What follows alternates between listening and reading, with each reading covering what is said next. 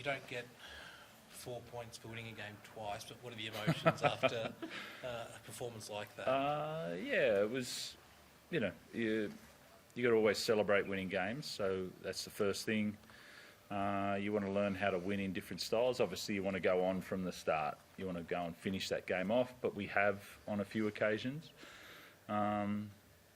So anyway, it ended up how it did, and it was good for us to handle that pressure, come back and finish the game off. That's a positive sign for us as well. I think we've won by big margins, but then we've also ended up sort of winning games. We've ended up losing 2 points and 4 point games this year, a lot out of the losses that we've had. So it was nice to finish that off. What did you think the key was to getting momentum back after it started swinging away from you in the second half? Yeah, so they went to short sides and offloads through Paulo and Cartwright, and it just shifted the momentum. We're obviously down to 12, but that one before half time, and then obviously the two straight after half time. But for about 15 minutes there, we couldn't get our tackle back on. We lost our tackle, and we lost field position. Our discipline and our tackle went out at the same time. And so we just didn't have the ball. I think they ran 13 sets in a row out of half time without an error. And so the momentum shifts. I would have liked to have grabbed that back quicker. If we could have done that would have been a bonus. But to be honest, I saw Paulo get interchanged around sort of 15 minutes in, and our tackle improved. So I was happy about that.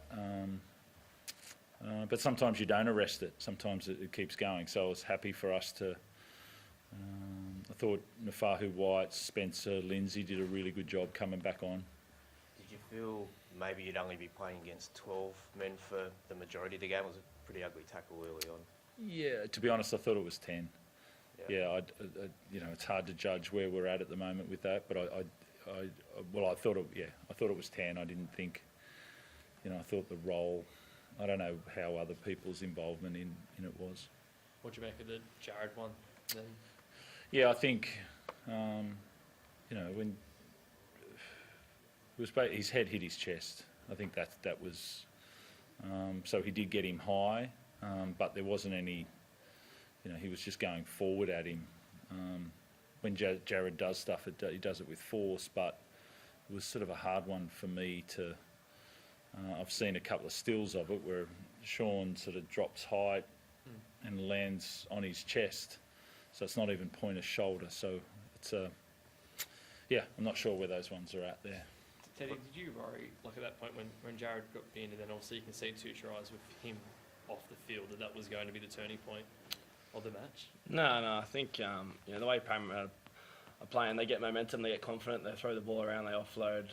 As Robbo said, they've got guys who can play some footy when there's a bit of space. So we just had to try and control that period as best as possible, but they had definitely some momentum, but we just needed some ball back and get back sort of into some live ball footy because we were sort of defending for most of that time when he was off. But once we sort of got back into some footy ourselves, I felt like we wrestled back and got back in the game nicely. But it was just a tough period there. What's the next 24 hours look like for you, mate? Obviously you had the roller coaster for Game 1 of Origin. Like, how do you sort of feel ahead of the announcement tomorrow? Just recovery, maybe some golf. That's about it. That's a fair way of putting it. But how do you feel about your chances of being correct? I'm not sure. Yeah. There's not really much I can do. I think if Dill's fit and plays, then I think he'll go back in. So that's how I sort of see it. But who knows, really? It showed the first camp, anything can happen, so we'll see. Trent, what did you make of the performance of Jace tonight? Yeah, I mean, Ted's played Ted's model for a long period of time, and he's been so consistent in that, right down to the last tackle, turning up for the try saver. Super busy, chase kicks, organised line, high support, runs the ball. That's Ted does what Ted's known for, so that doesn't vary much at all. Connor Watson's another one who might have his fingers crossed tomorrow. Your thoughts about his prospects? Yeah, look, I think he was in contention for Game 1, and he obviously missed through the throat, and he I was about to put him out there at centre tonight. He can play hooker, he plays 13, he plays 6. But his biggest asset is his energy. He makes other guys feel really good about the way that they play. His communication skills are high. He's an incredible teammate. So, I think he put his hand up and see what they decide. What's the latest with Michael Jennings? Obviously limped off. Yeah, it was a twinge in the hammy. So, we're not... it's never great when they leave the field. Do you have any outside backs left, Robbo? We're really thin for next week. Yeah, it's... we've obviously got the guys playing Reggies, but no one in our top tier or in development, actually. When's Billy back? Is he? Yeah, still unknown.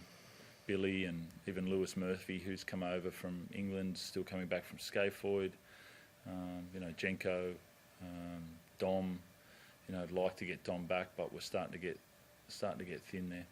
Do you have, does that affect perhaps how you view the origin period? Like, would you, if you had the luxury of resting players, is it something that you do? And is it something? Always have. I've got good buys this year, I feel like, around that. We had to hold our cool for a period of time.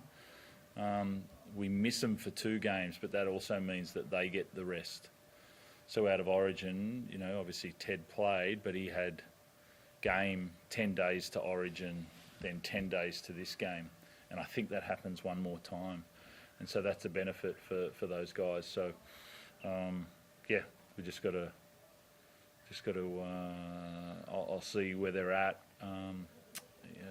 in and around over the next few weeks.